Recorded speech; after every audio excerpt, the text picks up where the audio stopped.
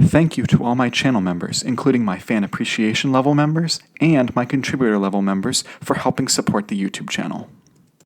Hello, and welcome to my channel. My name is Jonathan Cohn, and today I am so pleased to have Jacob Holo here to talk about his novel, Freelancers of Neptune. Jacob, thank you so much for being here. I appreciate you having the bow tie. You're keeping your brand consistent.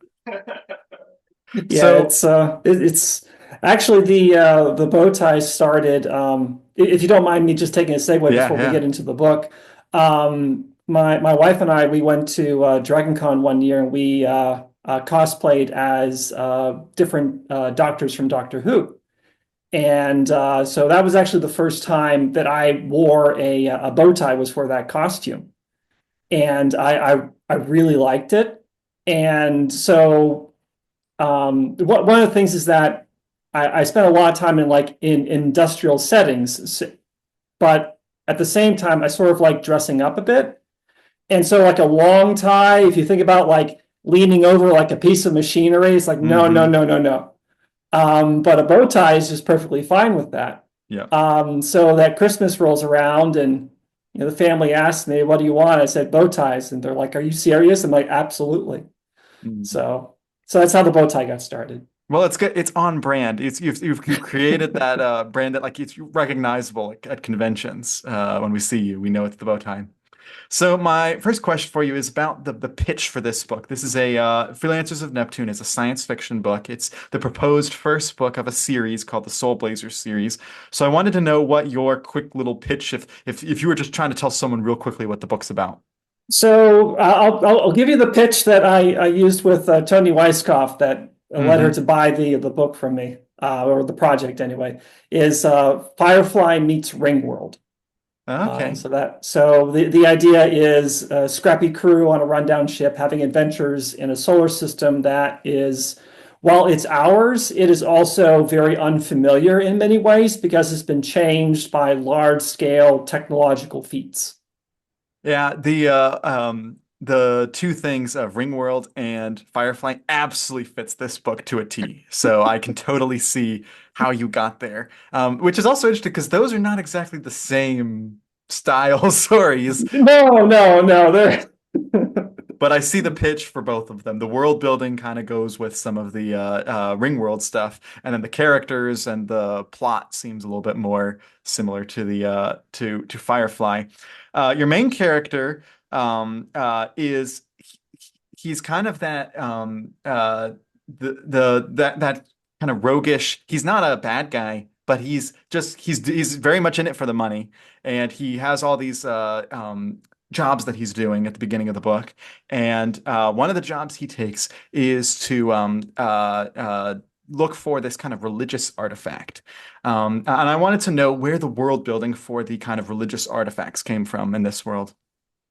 So in the setting, you have the Pentathlon. So you have these five super AIs essentially that were the caretakers of humanity for tens of thousands of years. And they built all these habitats. They were involved in star lifting. They were involved in genetics, and it was essentially this grand age of wish fulfillment, where humanity would say, "Hey, we would like this," and the AIs would be like, "Yeah, we could do that." And then they went away, left, were destroyed. I know, but the reader doesn't know, because I put all this stuff in an outline before I sat down to write it. And so you had a societal collapse, and that's about 4,000 years before the setting of the book. And so what you have is humanity starting to kind of reach out into the wider solar system Hmm. in a meaningful way. And while there are certain corners of the solar system that for them are quite familiar and safe, there are also a lot of corners that are, yeah, we don't know what's over there. Hmm. And some of it is might be technology that was essentially designed by the AIs for humans to interact with safely. And some of it is not designed for humans to interact safely with. And so that would be the pentatech technology, is that it's stuff that the AI is meant to be really for their own use because of how powerful or how dangerous it could be. So in setting up all that, it having the Pentathlon be looked upon as technological gods was it just sort of felt right for at least a portion of the inhabitants of the setting, that they would view these people that, not the people but AIs that crafted so much around it, that their very lives and sometimes their genetic heritage um, uh, stems from, that they would view them as gods, Hmm. and at the same time knowing that they were physical technological creations of ancient humans. And so you do have some corners of the setting that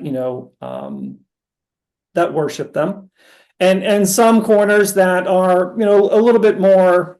It's like, hey, they were just really smart machines, guys. We don't need to get all worked up about this, and they're not here. So, The um, the the whole concept of having like the AI and then not having the AI anymore, that they've left, and mhm, they've created this kind of deific it's created this deific image of them. It's kind of mhm, like how in a lot of fantasy novels the concept is that the fantasy, the magic has left the world, and people are rediscovering it. And so this is that, but in a science fiction setting where they're rediscovering the technology and these artifacts and stuff. So I do like that's using a trope from another subgenre, but using it in this one. mhm. So I Yeah. wanted to know about the sticking with world building.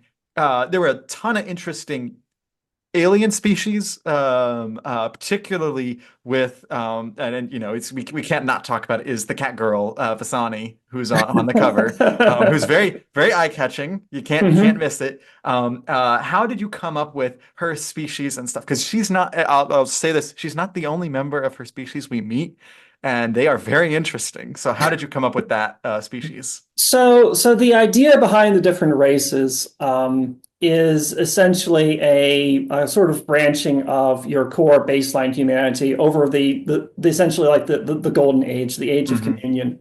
Um, and it goes back to the concept of wish fulfillment and having access to essentially a post-scarcity society with unfettered technology. And so I'm like, okay, would a group of people want to have cat ears and cat tails and 20 points of dexterity for their baseline stats? And I'm like, yes, yes, they would. And so that's where a lot of the setting sort of stems from, is that someone in the past, and it could be very deep in the past, asked for this to happen, asked for this to be created, asked for this change to be made to them or their siblings or something like that. And so you end up with a race of cat people that ride giant cats and fish for giant gigatuna. Yes. I did find, it was interesting, not only the concept of having cat people, but then also when you do explore a little bit in the book, their culture and their traditions and how different they are from the like traditional humanities. And you have Mhm, your main character, Nathaniel Cade, who is just when he encounters their culture, he is so nervous around mhm, them because he's like, man, I do not know if I do something, if I'm gonna like totally mess up or totally be awesome for doing this. So it created this kind of humor to it. mhm. To me, I felt that the book had quite a lot of humor throughout. I thought that, the character interactions were humorous. When you're writing, do you sprinkle it in purposefully, or is it just kind of a natural part of your writing that you have this humor? Oh, it's a mental illness. I can't stop it. I could, I can occasionally, go into like, dark stuff and very serious stuff, but I keep having this urge to put in jokes and little funny moments that make the reader chuckle. It's one of the things that I enjoy doing as an author is to put in those lighter touches. And I also think that to a certain degree, having those lighter touches makes the darker beats of a story hit that much harder because you've had you have that contrast. Mhm. One of the fascinating elements of the book is the character, which I'm using character singular kind of loosely here, of Aiko, or I think it's pronounced, Yes, is it Aiko?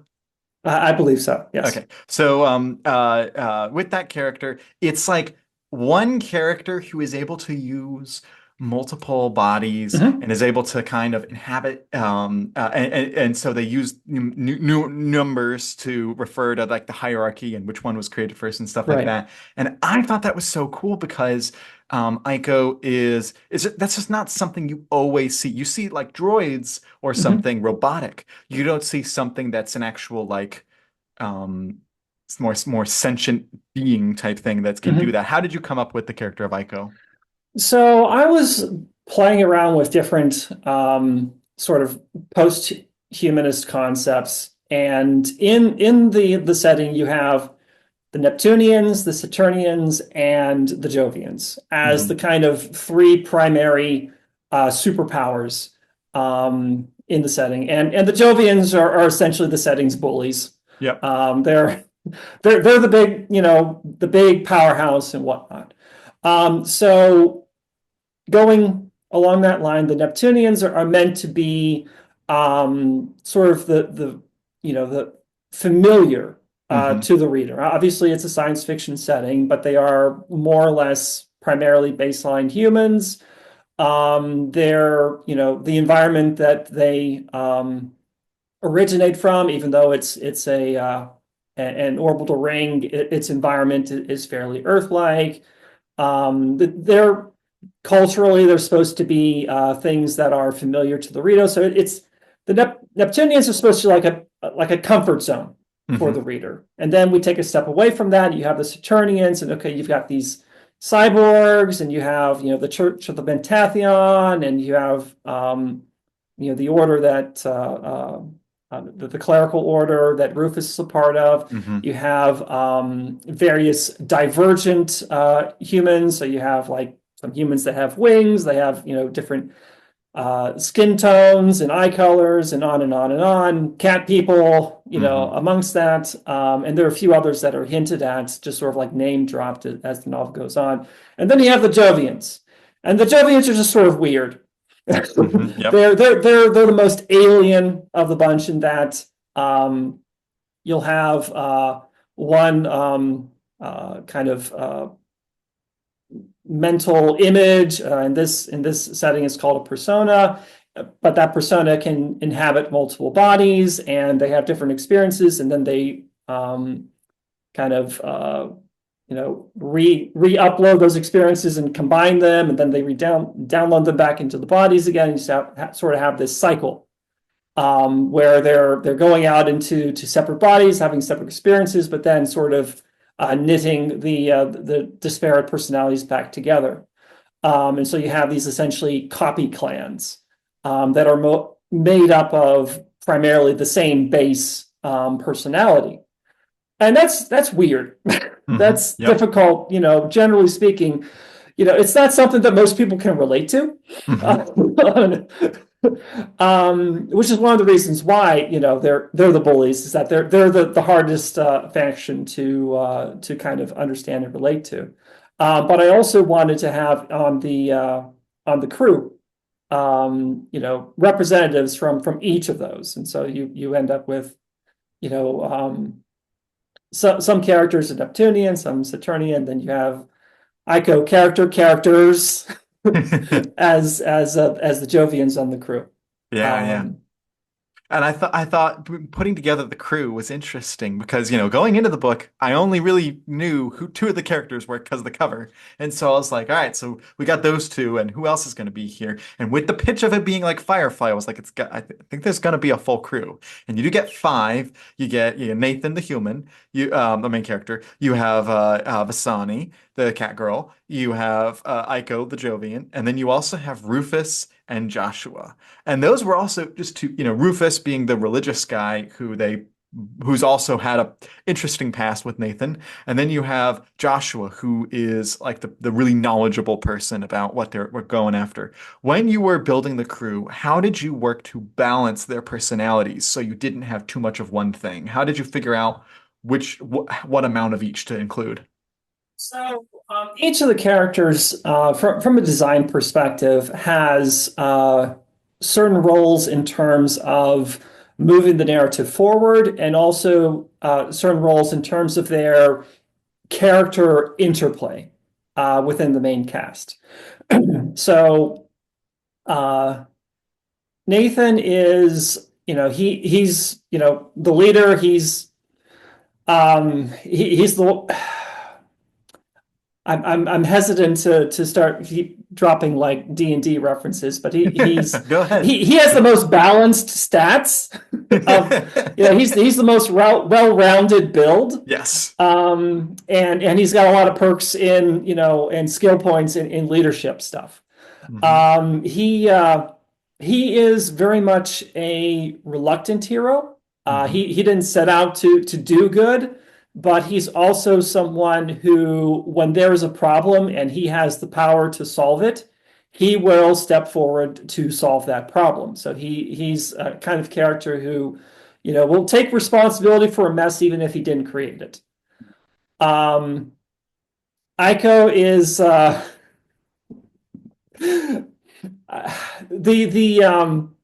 the moment with Aiko that stands out most in my mind. I think I had this scene kind of in my head as I was conceptualizing the character. Is when she has a spear thrown through her. She's basically impaled on the spear, and she goes to one of the cat people, and she's like, "Be honest with me, how bad is it?" I think she just takes it out and chucks it back at the marauders attacking them. Right. She is, from a narrative standpoint, she's very much the muscle, Hmm. and she also, from a narrative standpoint, allows me to have death scenes that are more or less without consequences. Yes. She's the So red I shirt of the She is the red crew. shirt, and she dons multiple red shirts. And I was very much, it was very important at the end of the book she gets more red shirts because these will be required in future novels. Exactly. And so like you have, I think I forget the exact line that I had, but one of her bodies gets taken out, and so you have this scene that's from her perspective, and these bad guys are storming the ship, and she's just laying there thinking, dang it, not again. So it's like, okay, it's supposed to be like a really dark moment. Okay, we've killed one of the characters, but it's actually a comedic moment because it's like, Right. dang it, not again. Yes. Yeah, that I do remember that moment in the book. It was good. So Vesony is so like I said, she dumps all her skill points into dexterity.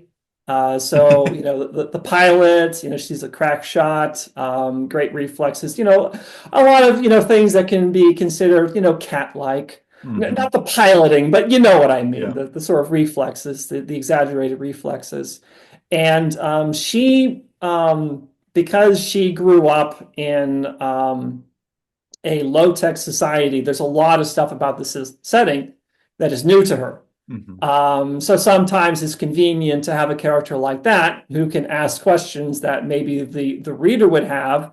And so then I can bring in Joshua, who is my convenient exposition tool. And he could then explain how this works to Vesony or to some other character, and at the same time to the reader. Um, Joshua and Rufus they serve similar purposes in that they are both sort of problem solvers of the crew, Hmm. but they approach it from different directions. In that uh, Joshua is very much approaching it from, say, an engineering standpoint, whereas Rufus he's basically a D&D cleric, Yep. in that he can commune with the remnants of the Pentathlon and ask them to do stuff. And sometimes they will, and sometimes they won't, and sometimes they will, but in a way that he doesn't want them to. Yep. So it's a little bit of a, here I go again, roll of the dice Hmm. when he's using his abilities. But he's also sort of a bit of a blast from the past in that he has neurological implants. And so this is something that all of the ancients had, and how they Hmm. could commune with the AIs and the technology on a regular basis. And so he's able to, all those interfaces, not all of them, but a lot of them still exist. And so he's able to connect to them. And some of them are safe, and some of them not so much. And the book has relationships in there. I wouldn't exactly go as far to say it has a romance, but I was very intrigued by the relationship between Vesini and Joshua, because on paper, when they were introduced, I did not expect them to kind of have the dynamic that they have, and I was like, they're very different personalities that yet get along so well and work so well together. And obviously, when you read about their backstory, you know why they get along well, so well. So when you were developing them, were you purposefully trying to pit those two together because of how different they are, or did it just kind of their differences just kind of happen? So some of that may have been, very careful, deliberation as a craftsman, and some of it may have been just my desire to give the geeky engineer the cat girl girlfriend. Yep, yep, yep. They're Uh, yeah. Maybe a little bit of both. Mhm. Okay. It is them having such interesting personalities makes me think of you and your wife HP, who also have very interesting personalities together. You also being very much an engineer, and so I was like, oh, that's interesting. Um, Yeah. yeah. Yeah, there are definitely shades of my wife kind of Mhm. slips into my writing here or there, Yeah, yeah. and my relationship with her as well. I mean, we write what we know. Absolutely. It works. It works well.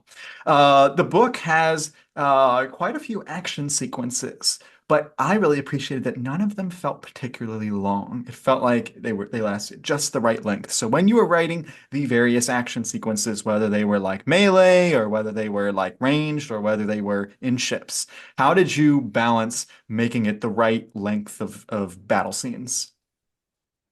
So it's a lot of that, for me at least, in how I structure the scenes. First of all, I'm very much a plotter. Hmm. I'm fairly meticulous plotter in that. I think for this book, I probably had I want to say like say 10,000 words of background that I prepared, and then like a 15,000 word scene by scene breakdown. In Okay. that it was like this is the scene, and here then it's a bullet point list of what happens in that scene. I sometimes joke, and this is only half of a joke, that I don't actually write novels. I design them and then I construct them. Uh, The for better engineer's or for response, certainly. yes, for better or for worse, that's the method that seems to work for me. Um, so about action scenes, a lot of it comes down to I'd say action scenes are the scenes that are most fluid in terms of the making it up as I go along within the actual writing. And in some cases, I have this detailed outline, but the action scene is literally fight, comma, fight, period. And scene break.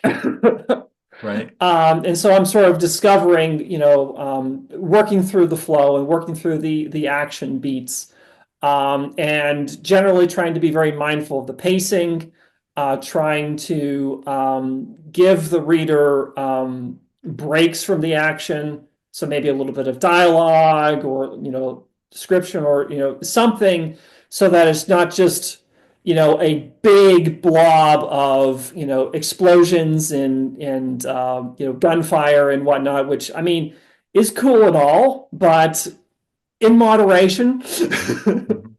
And it's also important to, have the action scene tied to, having that scene doing something else. So of course, you have the action itself, but fitting in a character moment, perhaps fitting in some humor or some drama, um, you know, uh, uh, moving the plot forward, whatever it may be, having the scene, lift as many tasks as it can at the same time without it being overly burdensome Mhm. to the reader.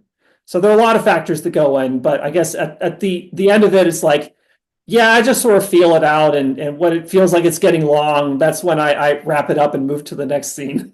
That's smart because you're writing it from a perspective of, is this feeling like the right length for it? Is not from the oh man, I have to get every action thing. I want to see every single move or something. You're seeing just what's needed for it. So I do appreciate that.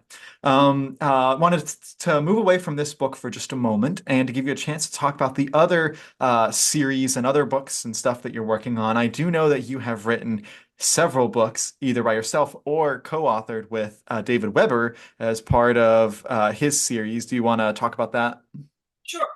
So, David and I, we wrote the Gorian Division series. Mhm. So 6 books. It's a mix of uh, time travel, alternate history, and also sci-fi police procedurals. So the series has kind of like two tracks to it. You have the protocol books, which are like big, epic, existential threats.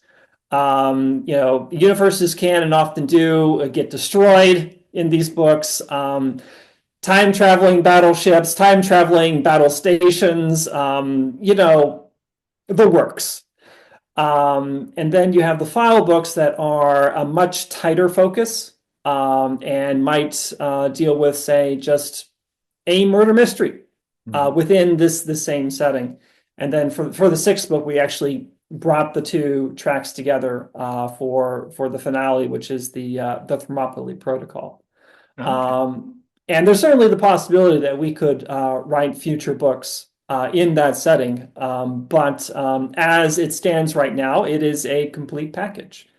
So the way that it starts with the Gordian Protocol, so you have two historians, one from the 30th century and one from our modern day, and they have to team up to change the past in order to save the future. And there are some very disagreeable individuals with some very heavily armed time machines after them, Mhm. who would very much not like them to succeed. And that is kind of the basic thrust of that initial novel. Okay, that's interesting, and it's interesting that you have the two types, the big protocol books and the tighter file books, and they come together at the end. I do like that. Um, One of uh, the things that David said as we were starting to work on the 3rd book, which is the Janus Files, where we introduce the police procedural element into the series. He said that, if we keep going like this, Jacob, we're going to run out of apocalypses to throw at our characters. It's like maybe we should tighten the focus for a few books. And like, Sure. And actually, there was a discussion between him and Tony Weisskopf, the publisher at Baen Books, and they the two of them essentially put me on a universe destroying diet, that I was not allowed to destroy any additional universes for I'm trying to remember. I think it was either 2 or 3 books. I wasn't allowed to destroy any universes, and so I Well, you held to got that you got diet. one through, it seems. Unless I missed something. Well, I mean, within the Gordian Oh, within division the Gordian division. series Oh, itself. okay. Yeah. Yeah, yeah. Okay. Uh, uh, do you have any books coming up that are like in your release schedule that you can tell us, or is that all locked down? So, in terms of stuff from Bain, there's nothing immediately in the pipeline, though I have recently signed a contract Hey. for a trilogy. David Weber also signed this contract, and so did Tom Pope, who uh, your listeners may recognize the name from the Travis Long novels Hmm. for the Omniverse. So the three of us are going to be writing a trilogy of Omniverse novels. They are going to take place after the Travis Long books, and they will feature the life and times of Edward Saganami, who is one of the paragons of the Royal Manticoran Navy. Okay. So, Yeah. so that is very exciting to be invited by David to basically play in the sandbox that is essentially the crown jewel of his writing career, which is the Omniverse. Hmm. And is, in my opinion, the best constructed science fiction setting, full stop, actually. Wow. Wow. That's And pretty high I've praise. I've gone to see under the hood, which is where Tom Pope comes into it. He is essentially the keeper of the lore at this Hmm. point because the lore is so So large. huge. Yes, I Um, have all not all almost all of the Honorverse books on my shelves. I'm just like, man, there's so much world building in them. So yeah, that is a tall order. But that's great that you got that trilogy coming up. That you're gonna work on that. If people want to follow you online, do you have any like newsletters or social media presence or anything they should follow? yeah. So my wife, she handles all that stuff. We have a website, holowriting.com, and there's holowritingstore.com, and we have presence on Facebook and Twitter and all the usual stuff. But I'm very lucky that my wife handles all that for me.